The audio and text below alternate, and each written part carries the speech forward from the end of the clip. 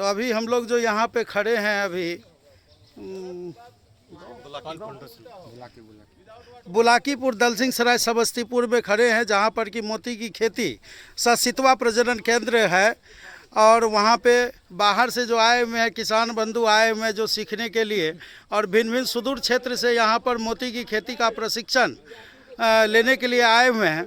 जानते हैं उनसे कुछ खास बात कि मोती की प्रशिक्षण ये क्यों लेना चाहते हैं और इसको करने का क्या उद्देश्य है, और उनकी विचारधाराएं क्या हैं, देश के प्रति क्या हैं, राष्ट्र के प्रति क्या हैं, अपनी समाज के प्रति क्या हैं, उनसे जानना चाहते हैं। तो आइए, आप जो आए हुए हैं, आपका क्या नाम है? भारती कुमारी। कहाँ से आए हुए हैं? मधेपुरा जिला से। अच्छा, तो यहाँ पे आपको कैसे पता चला कि मोती की खेती भी होती है? आत्मा के द्वारा। अच्छा, तो आत्मा के द्वारा पता चला कि मोती की खेती भी होती है। हम लोगों ने अभी तक जाना भी नहीं कि ये मोती की खेती भी होती है। तो क्या आपका भविष्य का उद्देश्य क्या है? मोती की खेती सीखने का केवल उद्देश्य है या मोती की खेती करने का भी एक लक्ष्य है? सर, मोती की खेती करने का भी लक्ष्य है, जैसे किसानों की आमदनी को 4 गुना से 5 गुना इससे ज़्यादा उत्पादन कर सके और किसानों की आमदनी को ज़्यादा से ज़्यादा बढ़ा सके। तो क्या आप जो यहाँ तक पहुँचे हैं तो आप अकेले आई हैं या आपके साथ साथ और भी किसान बंधु आए हुए हैं? और भी किसान बंधु आए हुए। तो कितने आप किसान बंधुओं की संख्या में हैं? 40 की संख्या में। अच्छा, तो यहाँ पे आपके साथ कोई आत्मा से भी कोई पदाधिकारी या टीम लीडर बन के आए हैं कि या ऐसे ही आप लोग को केवल वहाँ से भेज दिया गया? नहीं, आए हैं। अच्छा, तो ठीक है, हम आपके पदाधिकारियों से या जो टीम लीडर आए हुए हम उनसे भी बात करेंगे, लेकिन उससे पहले आप हमको ये बताएं कि मोती की प्रशिक्षण में आपने मोती के बारे में क्या सीखा? सितवा के द्वारा मोती की खेती की जाती है। तो ऐसा तो हमको नहीं लगता है कि सितवा के द्वारा होता है, लेकिन आप कहते हैं तो चलिए थोड़ा सा बात हम मान भी लें कि सितवा के द्वारा खेती होती है। तो ऐसा सभी जगह के सितवा जितने भी पाए जाते हैं हमारे भारतवर्ष में, सबों से सितवा से खेती कर सकते हैं या उसके लिए कुछ अलग से सितवा का चयन करना पड़ता है? सभी सितवा से मोती की खेती नहीं हो सकती है, लेकिन 3 प्रकार के सितवा से खेती की जा सकती है मोती की। तो अच्छा, ऐसा क्या उसमें माने डाला जाता है, कुछ डाला जाता है, ये तो आपको प्रशिक्षण में बताया गया होगा जहाँ पे आप प्रशिक्षण ले रही हैं। तो क्या उसमें कुछ ऐसा भी बताया गया कि उसको बनाने का क्या प्रोसेस है? कुछ थोड़ा बता सकेंगी ताकि हम भी थोड़ी उसके बारे में जानकारी ले पाएँ? सर, पहले सितवा हम 3 प्रकार के सितवा होते हैं, उसका हम चयन करेंगे। उसके बाद फिर उसको हम सर्जरी करके उसमें न्यूक्लियस डालते हैं। न्यूक्लियस डालने के बाद फिर हम उसको आईसीयू में डालते हैं। आईसीयू के बाद फिर हम उसको तालाब में डाल के मोती की खेती करते हैं। 18 से 22 महीने में मोती तैयार हो जाता है। तो अच्छा, वो जो मोती तैयार होता है तो क्या वो अभी जो मार्केट में एक प्रचलन देख रहे हैं हम लोग, बार बार देखने और सुनने के लिए भी मिलता है कि जो ये आर्टिफिशियल मोती है या जो व्यवसायी वहाँ पे मोती जो बना रहे हैं, जो बेच रहे हैं, उनके पास जाते हैं और कहते हैं उससे शुद्ध मोती दें। तो हमारे क्या आपके पास अब ऐसा परख है कि वो शुद्ध है या आर्टिफिशियल है या प्राकृतिक है? इसके बारे में क्या आपके पास कोई पहचान है? जी, असली मोती की पहचान है कि वो एक रंग का नहीं होगा, एक वजन का नहीं होगा, एक साइज का नहीं होगा, और अगर हम उस मोती पे धारदार तरीके से किसी से उसको काटते हैं तो फिर वो नहीं कटेगा और वो खुरदरा होगा। पानी से अगर हम ड्रॉपिंग करते हैं तो वो सीधे गिरेगा।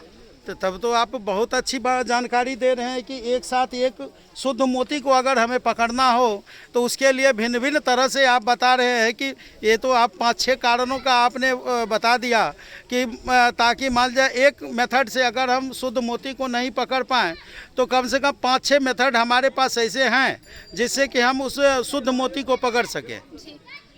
अच्छा, ये कितने दिनों की प्रशिक्षण हो रही है? ये 5 दिनों की प्रशिक्षण हो रही है। तो ये प्रशिक्षण देने वाली कोई एक संस्था होगी ना? जी। कौन सी संस्था से आप ये प्रशिक्षण ले रहे हैं? पर्ल फाउंडेशन के द्वारा। तो पर्ल फाउंडेशन के द्वारा जो आप प्रशिक्षण ले रहे हैं, तो ये आत्मा के द्वारा प्रशिक्षण ले रहे हैं या उसमें कुछ आपका अपना लागत भी लगा है? नहीं सर, नहीं लगा है।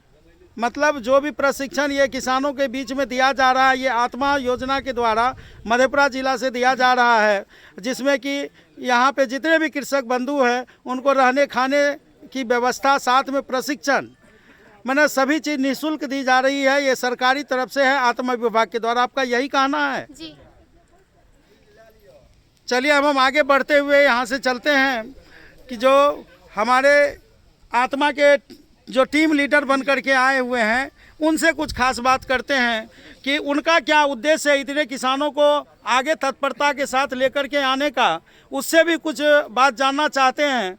और इसके साथ साथ हम उस टीम लीडर से भी ये भी जानना चाहेंगे कि इतने किसानों को जो आप प्रशिक्षित कर रहे हैं मोती की खेती करने के लिए, तो उसके व्यावसायिकीकरण, उसके बाजार पर भी थोड़ा सा प्रकाश डालने का प्रयास करेंगे। जी, आप अपना सर नाम बताएं थोड़ा। मेरा नाम गिरीश नंदन है, सहायक तकनीकी प्रबंधक पुरैनी प्रखंड मधेपुरा जिला। और यहाँ पर आत्मा मधेपुरा के द्वारा मधेपुरा जिला के विभिन्न प्रखंडों से किसानों को बुलाया गया है जो ये पर्ल की खेती करना चाहते हैं। और ये हम लोग अभी यहाँ पर पर्ल फाउंडेशन दलसिंह सराय में आए हुए हैं। 5 दिनों का ट्रेनिंग रखा गया जिसमें 50 किसान करीब आए हुए हैं और सभी को सिखाया जाएगा कि मोती की खेती कैसे किया जाता है, साथ में मोती के साथ मछली का भी उत्पादन, ताकि किसानों की आमदनी जो है उससे अलग हुई है, किसानों की आमदनी को दुगुनी किस तरह से की जा सकती है। तो अभी सारे किसान आए हुए हैं, ये ट्रेनिंग का 4था दिन है। आज हम लोग पोखर के पास आए हुए हैं, किस तरह से मोती का उत्पादन किया जाता है। प्रैक्टिकली हम लोग तनी से थ्योरेटिकल पढ़ रहे थे, आज हम लोग प्रैक्टिकल देखेंगे कि किसान लोग कैसे करेंगे इस खेती को। तो वही ये आए हैं। और जहाँ तक मार्केट की बात है, इसका मार्केट का बहुत अच्छा स्कोप है। और जहाँ हम लोग प्रशिक्षण ले रहे हैं पर्ल फाउंडेशन दलसिंह सराय, मार्केटिंग ये उपलब्ध कराएंगे, जो भी पर्ल किसान बताएंगे यहाँ भी दे सकते हैं। और मार्केट और जगह भी उपलब्ध है जहाँ भी ये अपना पर्ल को बेच सकते हैं।